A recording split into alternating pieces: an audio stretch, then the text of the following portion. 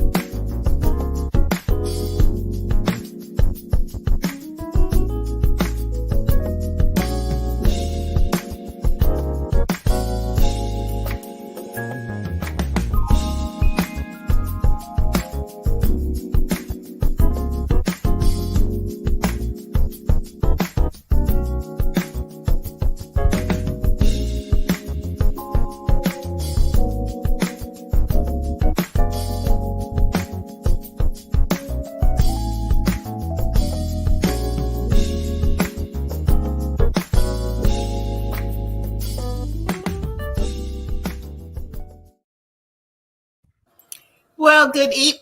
Hello, hello. We're back, Miss Victoria, Queen Victoria. I love music. Good It takes me someplace. welcome welcome to the craziness of when life speaks of authors up. This is gonna be a wild Sunday, but it's gonna be a good one. And I'm so glad that those who are joining us are coming in. Hey there, Miss Linda Cooks. Glad to have you with us tonight here on Authors Up. I'm, of course, Andrea L. Hines. We got Ruth E. Griffin and Victoria E. Henderson, co-hosts, and we are excited about the program that we have tonight. Hey, Christina, good evening to you. Glad to have you. Glad to have you. We got a special night. I keep saying that because this is kind of different for us, the way that things are going to go tonight, because we are talking about a book that has co-authors, and we don't always get to do that. So we've done it with some of our children's books, but never with a book like this. So we are really, really excited to do that. Hey, Francina, good evening to you. Welcome to Authors Up tonight. And we are going to go ahead and get started. We're going to start a little differently. We usually have our individual week in review, but tonight is kind of a collaborative effort because we were all together and at one point doing something, and then we are participating in the journaling challenge that we've got. But Ruth got a little something, something. Come on, Ruth. What you got? So, my daughter is in her last year of college. She's up in Virginia, and this weekend she came by and brought her boyfriend over for us to meet. I know, right? It's a milestone. So it's yeah, I'm not Meet going the to embarrass parents. anybody. I'm not going to embarrass anybody, but he was a very, very nice young man, and mom and dad approve 100%. All That's So, right. Meet the yes. parents now. Yeah. He had to be special for her to bring him home, right? I think it was more guilt because she called us, she texted us like a few weeks ago, and she was like, "Well," she's like, "Are you guys open? Are you guys available this week?" And I'm like, "Yeah, sure. What's going on?" She's like, "Well, I was thinking maybe I should bring him by." And I'm like, "Well, what's for this on?" She's like, "Well, I've already met his mom like 3 times." So I'm like, yeah.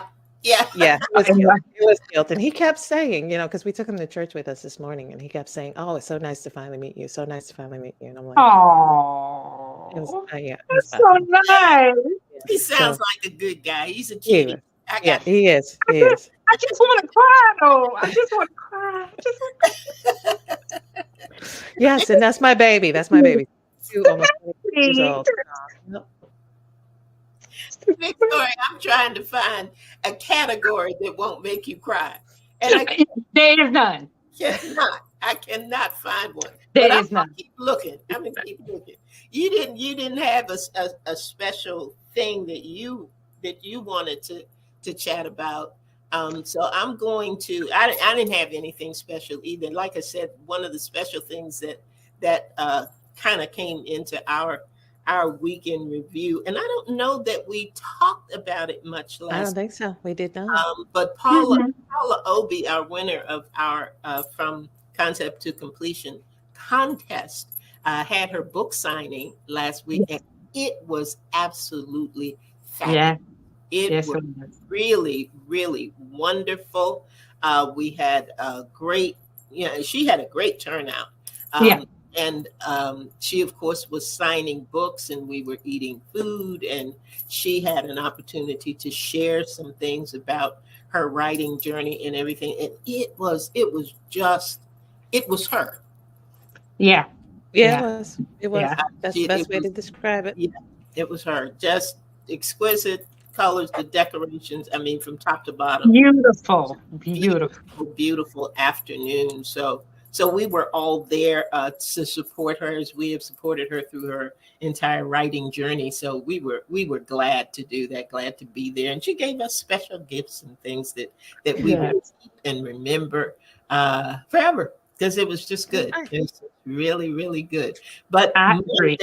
Monday we started something else. Hey, Angie. Oh, good to have you tonight. Glad to have you.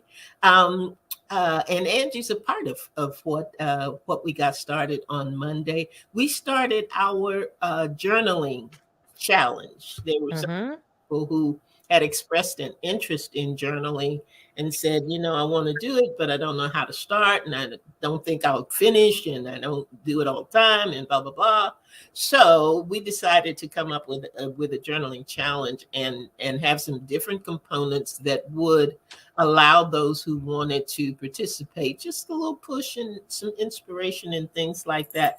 Talk a little bit about it, Ruth, because you did some phenomenal stuff last week to help with the challenge. I really liked what you did. What'd you do? Yes.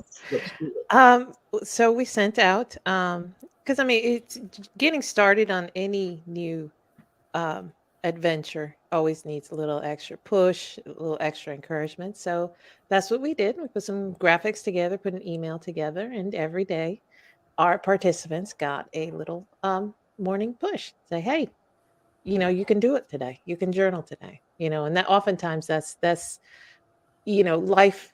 You get started, you jump out of bed 5 minutes later than you intended to, you're sitting in traffic longer, and that journaling goes by the wayside. But really, the reason it's 4 weeks is to get you in that habit. And if you're able to do it every day, you got it.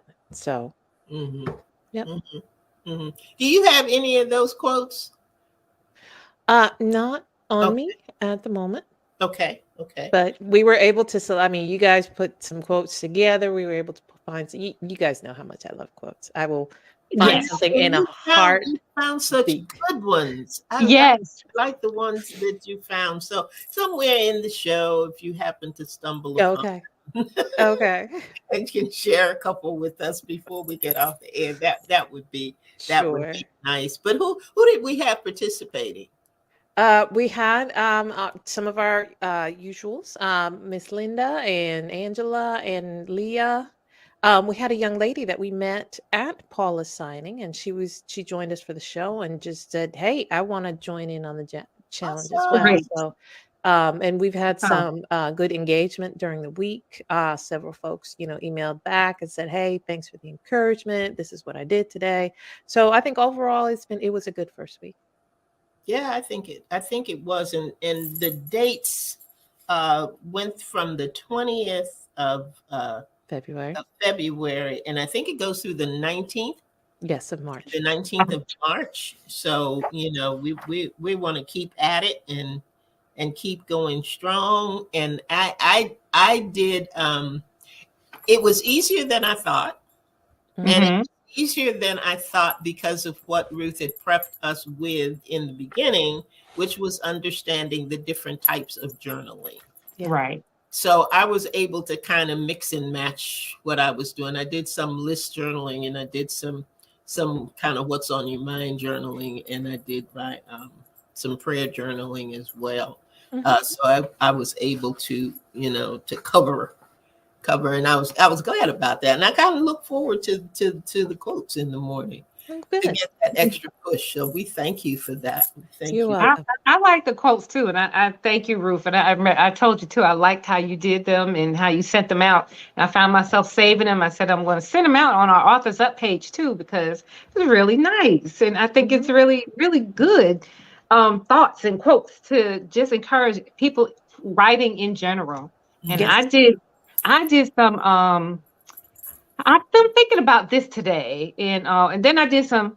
Dear God, I'm thinking about this, and I got to do this today. So I think I ended up doing maybe about 3 different kinds of journaling, the way we talked about as well. It wasn't just one kind. Sure. So that was different for me. I liked having that choice, and I think the folks who participated kind of liked it too. So that Mhm. was a good thing. That was a good thing, and that's kind Ye- of where we were last week. You got something else, Ruth? Yeah, I was going to say if we have any listeners now who would like to join in, we Okay. don't have Never to too start late. with everybody. Yes. So just shoot us an email so I can add you to the distribution list, and we'll go from there. Authors up Yeah. at gmail.com. Send to authorsup@gmail.com. Yeah. and that will be great. And that what was going on with the week. And now we're going to talk about what's going on tonight. And we have 2 beautiful authors with us who have written an amazing, and when I say amazing, I mean an amazing book. And I'm going to talk to you about one, and Victoria is going to talk to you about our other author. I'm going to tell you a little bit about Shauna Jones Edwards. She's a former corporate lawyer, now working in diversity, equity, and inclusion and talent management for an international law firm. She has a BA in literature from Harvard College and a JD from NYU School of Law. She is a native Louisianian, I hope I got it right, raised in Orleans, and currently lives in Harlem with her husband. And The Thread Collectors is her first novel. All right. Now, Allison Richmond is the USA Today and #1 international best-selling author of several historical novels, including The Velvet Hours, The Garden of Letters, and then The Lost Wife. And that one is currently in development for a major motion picture. I'm looking forward to that. Allison graduated from Wellesley College with a degree in art history and Japanese studies. Wow. She's going to talk some Japanese for us. She is an accomplished painter, and her novels actually combine her deep love of art, historical research, and travel. Allison's novels have been published in 25 languages and have reached bestseller lists both in the United States and abroad. She currently lives in Long Island with her husband and 2 children, where she is at work on her next novel. I really am excited for these authors as well. Love the book. So after we have a break, we'll be right back with our authors of The Thread Collectors.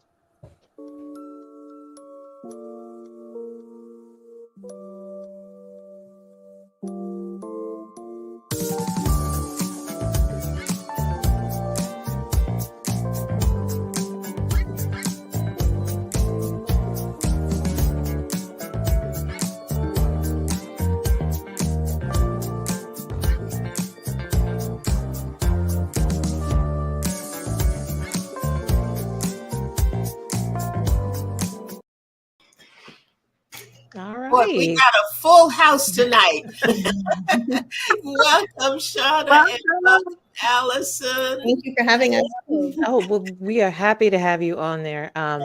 We had the opportunity to sit at a local signing, and we were just awed by your book, by your presentation, your collaboration, and we are just happy that you took our invitation and decided to come on our show.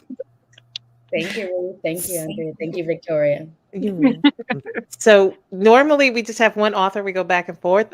You guys can decide who answers what or what in that order. I'll let you do that, unless we have a specific question for you. But why don't you tell us about your book, The Thread Collectors? Sure. Well, I'm happy to jump in. So in The Thread Collectors, you're going to meet 2 couples, a Black couple and a Jewish couple. The Black couple is comprised of Stella. She is living in New Orleans. She is enslaved, and she is secretly making embroidered mats to help enslaved men flee to join the Union Army. She's in love with William. He is a brilliant flute player, and he decides he's going to get up, he's going to run, right? He runs to join the Union Army. And on the battlefield, he meets Jacob Kling, and Jacob is a Jewish soldier, also a great musician, and these men become friends. Jacob's been encouraged to join the Union Army by his fiery abolitionist wife, Lily. She's up in New York, and she's doing some sewing of her own. She is in a quilting circle, and they're selling the quilts to fund the Union Army cause, and they're also sending the quilts down south for comfort. So we have these 4 characters whose lives intertwine, but it's really these 2 musicians, the 2 men's friendship, even though they come from different faiths, different backgrounds, different heritages, different races, that really opens up the novel. Awesome. Awesome. Now, the way you described that, I feel like there's a little bit of Allison and Shauna in there as well. So how did you decide you were going to work together as well? Well, Shauna and I have been friends for over a decade. And the first time I met Shauna, it was actually in Las Vegas. We met online at a cocktail reception. And it was, I was letting every man cut in front of me. And he came over and said, "Why are you letting every man cut in front of you? And I like your dress." And basically, as soon as we met, it was this instant, like, Shauna pointing out the, some sort of social injustice, and then our mutual sort of love of pretty things, which I think if you look at the Thread Collectors in a funny way, there's like those things. We have the threads of the dresses, and then we also have the injustice of what's happening historically at that time in the fight for freedom. But on that first time I met Shauna, and she realized that I wasn't an attorney because it was a corporate attorney reception. I'm married to an attorney. She revealed that she had been, a literature major at college, and that she always dreamt of writing a novel. And, I was already had written 4 novels at that time. And so in our friendship, that sort of, from that moment we met, we had this bond of books, of this, love of literature. And, flash forward into 2020, and we basically came together to write something in a time when the world felt so fragile from COVID, but also so broken of what happened, everyone witnessing the brutal murder of George Floyd, and this reckoning of we were at a very broken, fractured time in America, and this reckoning to do something, pulling from our roots and our heritages to make something beautiful where, yes, you could read it and say there's a little of Shauna and there's a little of Allison, and there's a whole lot of history, but it would become a book that was a testament to friendship and finding light in darkness. I think that's really the crux of what this book is about. And I love it, Ruth, that you said that you see a little of us in it, because I think there's probably a lot of us in it, even though obviously it takes place, over 100 years ago. But it's a very personal book for us. Yeah. Yeah. So what was the and this was part of what drew me to the book itself, was your collaboration with it. It's, I'm not going to say it's not often that we see, two women, two different backgrounds, two different voices. You have a woman of color and a woman not. So it's just, how do you collaborate? How do you decide who says what? How where the story goes? How did that work for you?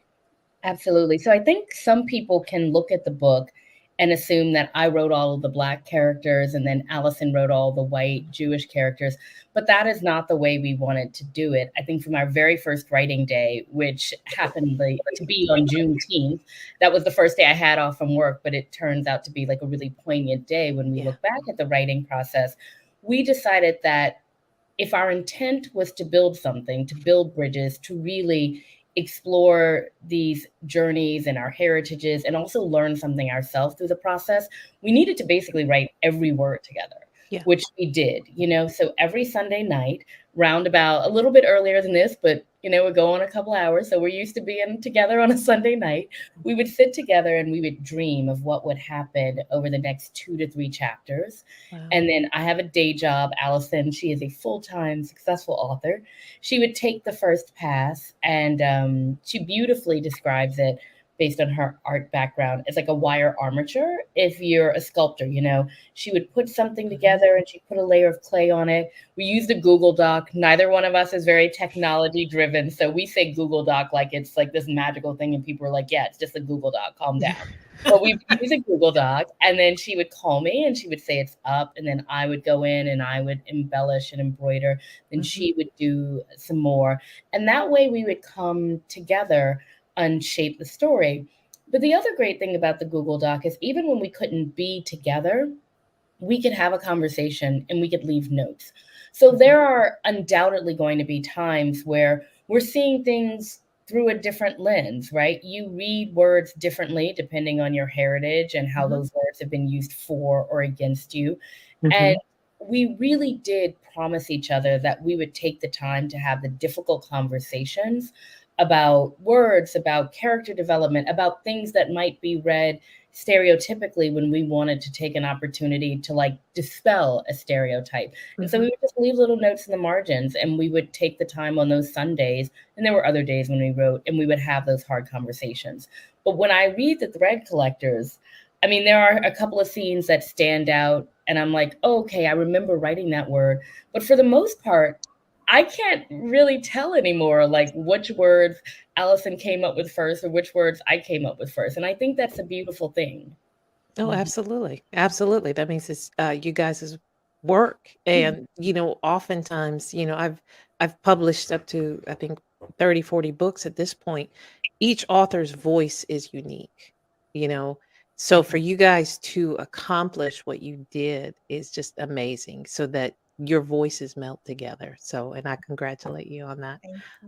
Enjoyed it. So what were some of the challenge in co-authoring the story? People love to ask us that. And it's funny, and there were definitely parts that were challenging for us to, definitely write. But as far as our friendship is concerned, because we were working in this format of nothing can be held back. If you don't feel something is right or you don't feel comfortable, we were, Shauna always would say, we're going to have brave conversations. We're not going to be afraid to hold back and say how we feel. So I really think that worked well for us during this, that we felt that if there was, as Shauna had mentioned, a scene that one of us saw maybe in a different way, we would always have a conversation about it. Well, how do you see it? And why do you see it that way? And then we would go into the scene and try and create it. I think there were definitely scenes where they were hard to write because we love the characters so much, and we didn't want to see these characters go through the pain that they had to go through or have the ending that they had. But our intention right from the beginning was that we were going to go dark as well as we were going to show light. We wanted this to be an historically accurate rendering of what living during the time of slavery was like. We wanted to show that love and the desire to protect your family was going to triumph, as much as it could during this, the situation of what was happening historically in the setting. But it didn't make it easier to write those scenes when our characters went through tremendous pain and suffering. Right. That's awesome. I will add that one thing that we spoke about a lot is it is a historical novel, and we wanted to be very careful about being factually accurate. Allison, this is her 8th published novel. I would say old hand, but she is young and vibrant. She is a seasoned hand with this. But for me, this is my first foray. So I was surprised about the amount of interesting historical facts that you want to bring to the reader, but you cannot because it's just going to bog the story down. So we did spend a lot of time thinking about the story craft itself and like, how do you bring in details when you want people to get swept up in the story? So for instance, our Jewish heroine, Lily, she is up in New York. And so we used her voice through letters to really give the reader a sense that there was, racism and anti-Semitism happening in the North, because a lot of times we're taught in school a very reductive view of the Civil War. North is good, South is bad. And we wanted that nuance, but like you can't have everything with every character, all 4 of the voices like yelling. So Allison had this great idea. So Lily in the beginning, she's writing these letters down to Jacob, and it's letting our readers know what life is like up north. And then in the latter part of the book, Lily roars to life. And it's those conversations that we had to have. We were like, oh my gosh, readers have to know about this because I can't believe that I didn't know about it. But how do you do it in a way where it's still an enjoyable book, right? All of us are on this this screen together tonight because we love to read, and no one wants to be lectured at. So like that's a fine balance to strike. Absolutely. So I forgot my question. All right. I'm going to toss you over to Andrea while I think about the question that I was going to ask you, and I'll come back. She's just going to toss you over to me. So Yes. actually, I'm going to pick up on what you were talking about, because one of my notes had to do with how do you go about making a book like this historically accurate? Because what goes into, I'm always just in awe of people who do historical novels, from that period, a particular period in time and place. How do you even go about getting that research together so that you know that it is historically accurate and you're not just putting something in there, to make the story flow better? You know what I'm saying? But it needs to be there so that you are accurately capturing what is really going on with your characters. Where does all of that come from? You know what I mean? I know that a lot of this had to do with conversations that you had with another generation, what you gained from them and learned from them. But tell us a little bit about that, because that always kind of frightens me. I don't want to be in a period and be talking about something that's just way, way off the mark, So share some of that with us. Well, I think, one of the first seeds of inspiration for this novel was Ken Burns's documentary Death in the Civil War, which was on PBS. Right. So Sean and I had a conversation about that documentary, but actually as far back as in 2017. So when we actually came together to write about this book, to dream about this book, one of the things that we did is that we took note of who were the historians who were mentioned in that particular documentary. And there was a Black historian an academic, a professor at Columbia University that I know Shauna actually reached out to right away to say that we were thinking of, writing this novel together. And did she have a suggestion of books that we might read? And what did she, initially think about our idea for our book? And from that, original syllabus, I shouldn't say syllabus, but a list of books. We really tried to harvest a sense of setting and place from someone who is like a premier academic in her field. And I always do that with all my books. I always reach out to academics to sort of get guidance from the beginning of if they were going to suggest a way to enter this world so that we could really have a good understanding of it. What would their dream book list to be?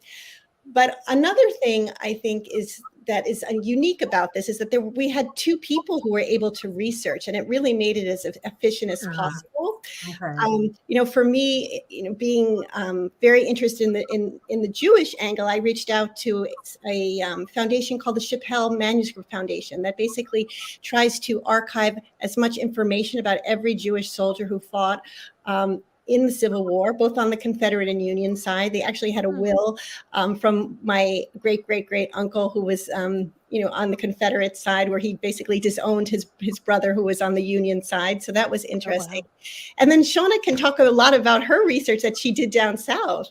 Absolutely. So my mother and other family members still live in New Orleans. And of course, you always go and you pay respects to the Queen. So I would go home quite a bit.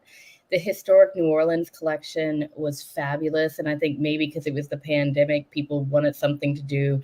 There was a researcher there who was wonderful about pointing me to resources.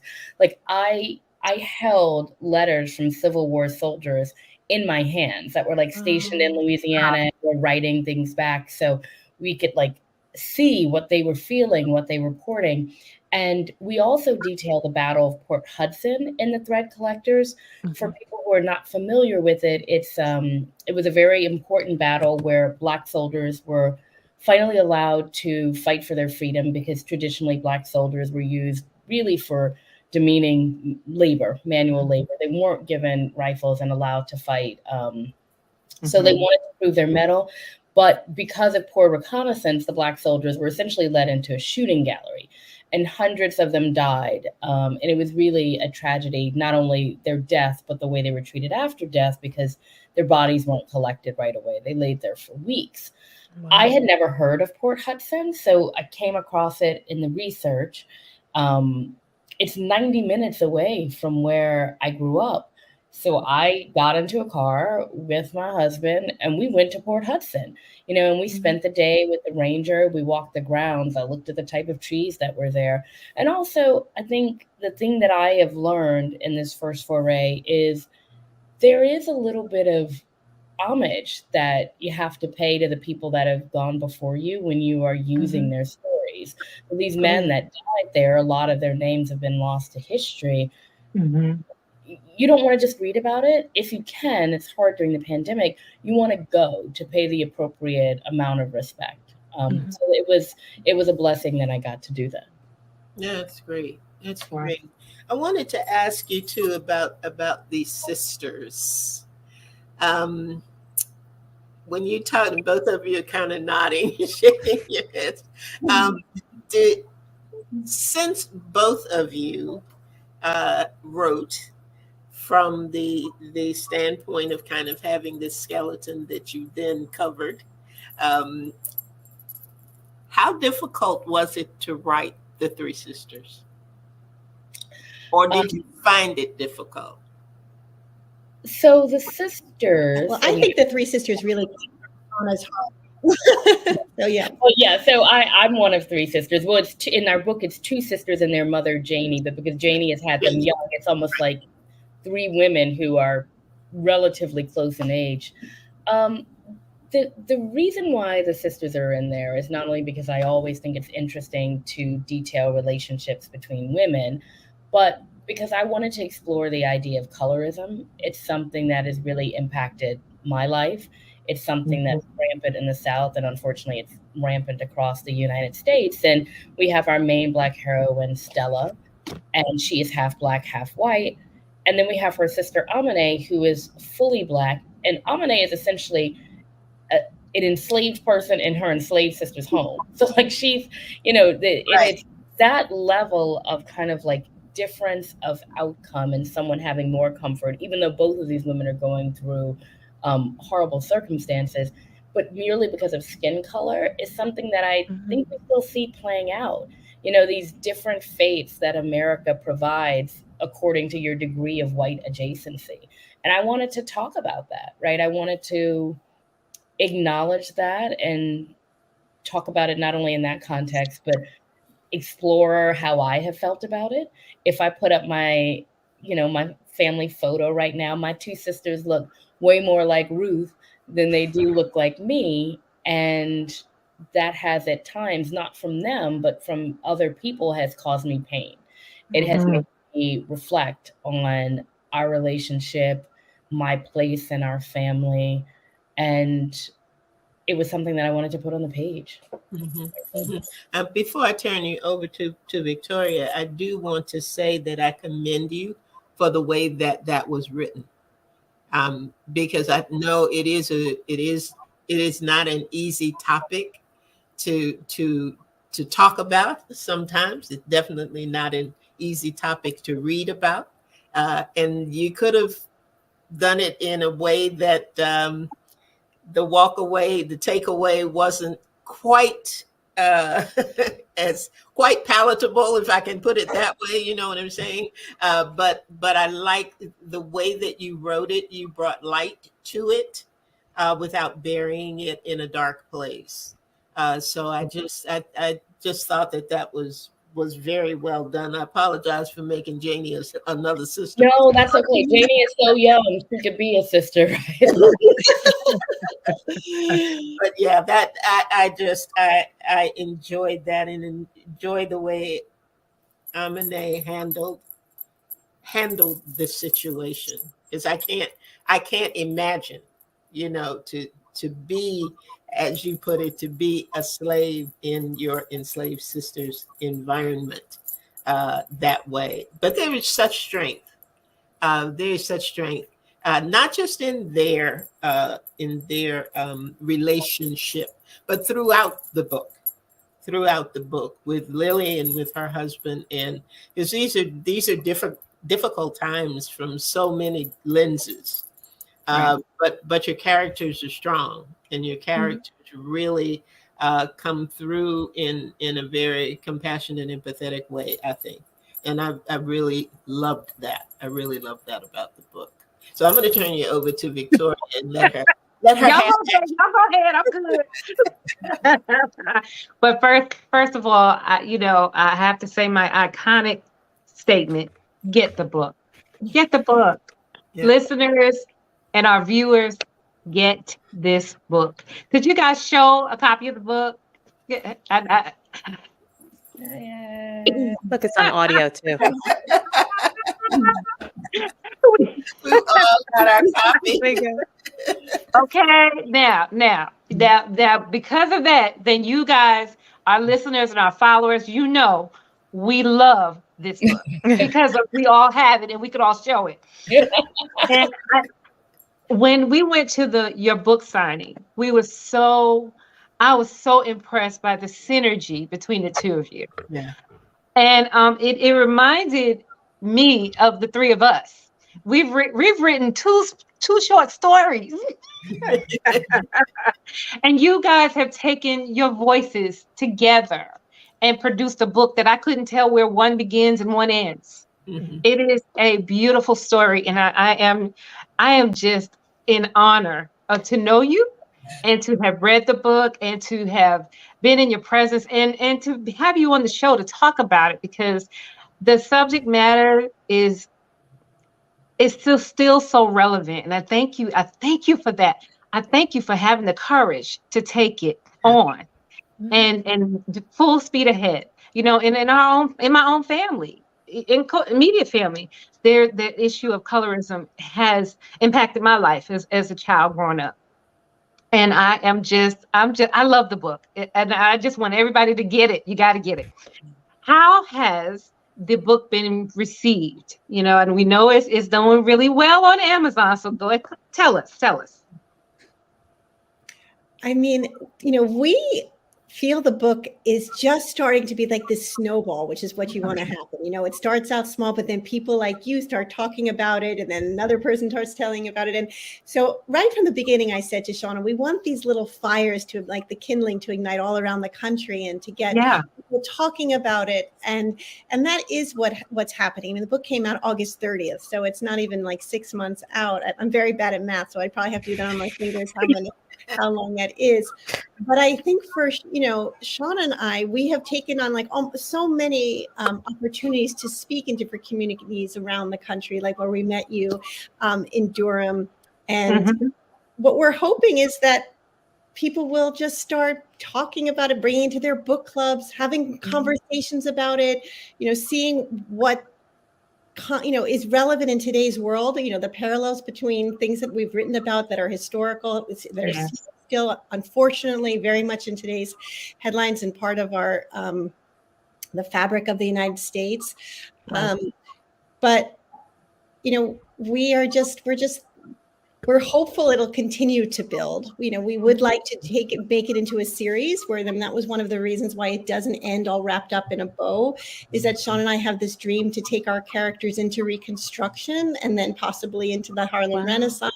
Oh, awesome. With their progeny, always having this talent of music that emerges, having this bridge between the Kling family and, Stella and William's family. And so it's our dream that this continues to grow and becomes even bigger. But we're just trying to just keep our intention pure and hope that, readers follow and just, to stick to our guns, right, Shauna? And just, Absolutely. And I don't mean for it to sound political at all, but we're in a time period where it's important to read for enjoyment. I love to read, but we also have to read for resistance right now, because there's such a fear about speaking the truth.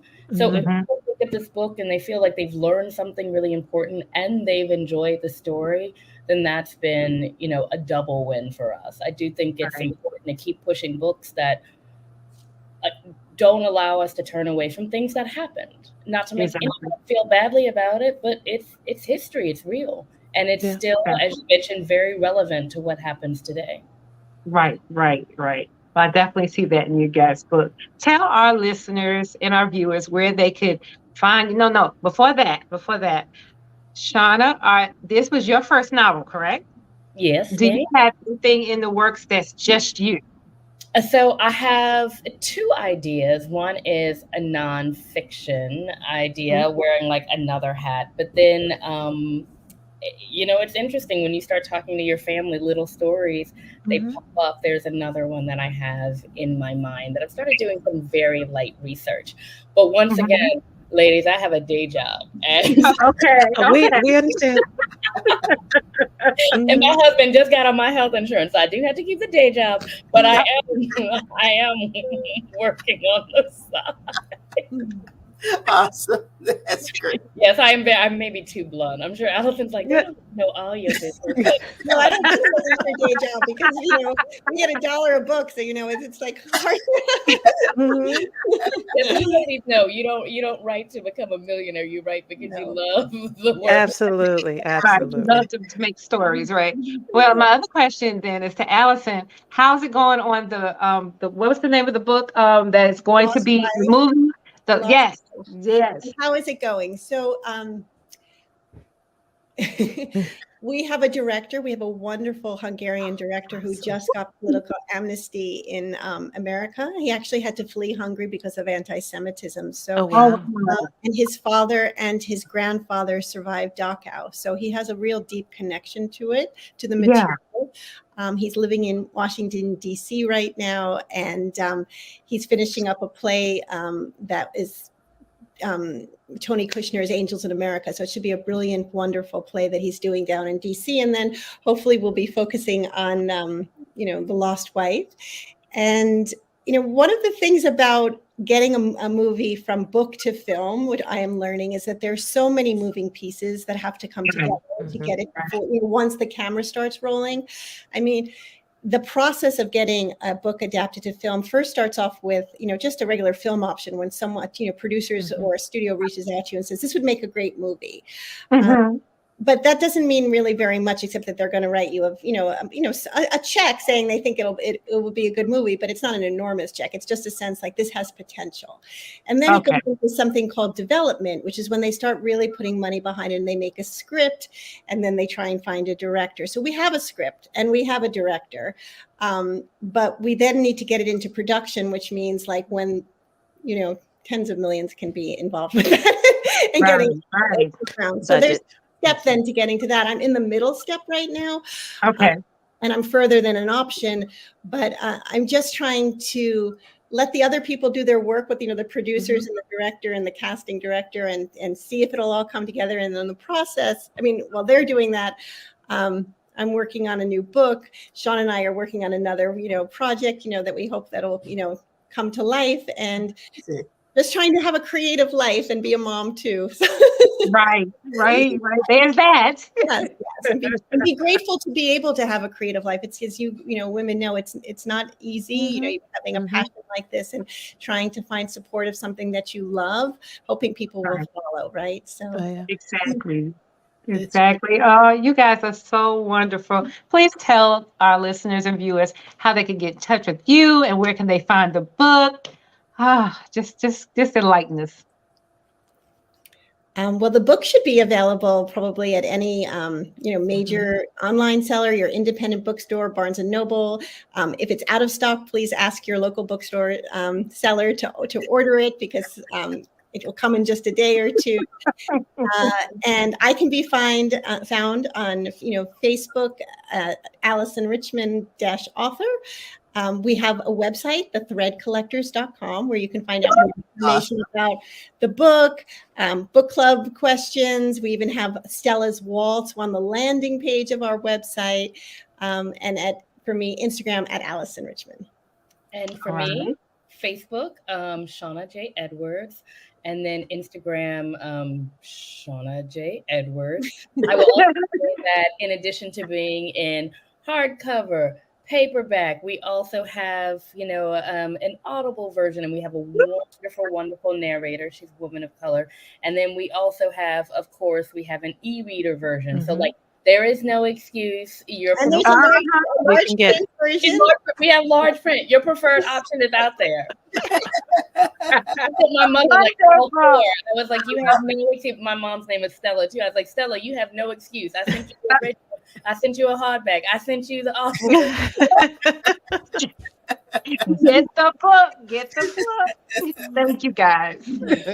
Absolutely wonderful. Shauna and Allison, this has been a joy for us. We're so happy that your schedules allowed you to be here. I know it was a push for you, Allison. When I saw you pop up down there, I thought, oh, wonderful. We do have both options. So I thank you just on behalf of Authors Up and our listeners and those folks who are in other countries who catch our broadcast. Just our best wishes to you. We are believing that this is going to be everything that you desire it to be. Yes. That this will be a dream that's realized, because there are many, like you say, you've provided many avenues for us to be able to enjoy it. And I think there are just as many, if not more, avenues out there for this to just build and grow and become whatever you desire it to become, because there's so much packed in it. There's so much packed in the characters. There's so much packed in their individual stories. I look forward to seeing how you will break it out and that it will become a series. Yes. I want to have, see Amine have her own story. I want to, see more about Jacob, or more, just whatever it is that you want to bring to us, because you are definitely experts at it. I will just put it that way. You have really found a way to collaborate. You really found a way to bring history to us and also bring us a story about some wonderful, wonderful characters. Yes. Thank you so much for being with us tonight. And as Victoria says, get the book, guys. You got to get the book. You got to read it, got to hear it, got to do whatever you got to do to understand this story, because it really, really is a good one. It's really a good one. Ruth, do you have a final comment? I know that you do. Of course. Well, we just want to thank all our audiences for listening or watching. If you have any comments, any questions, you're curious about how to come on our show, please email us at authorsup@gmail.com and follow us on social media. We are on Instagram, on Facebook, on YouTube. You can follow us. Just search for Authors Up Show. That's it. All right. We've covered all of our bases tonight. I certainly think we have.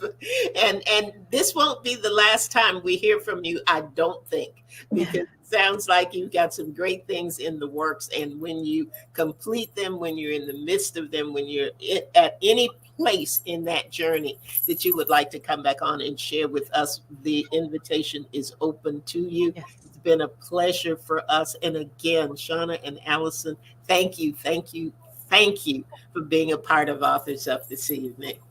Yeah. Okay, guys, that is it for us. We're going to try to stay out of trouble all week long so that we can come back with you next Sunday night at 7 p.m. right here. We're going to do it. That's right. And again, as Ruth said, you need anything from us, contact us at authorsup@gmail.com. Until next time, have a wonderful week.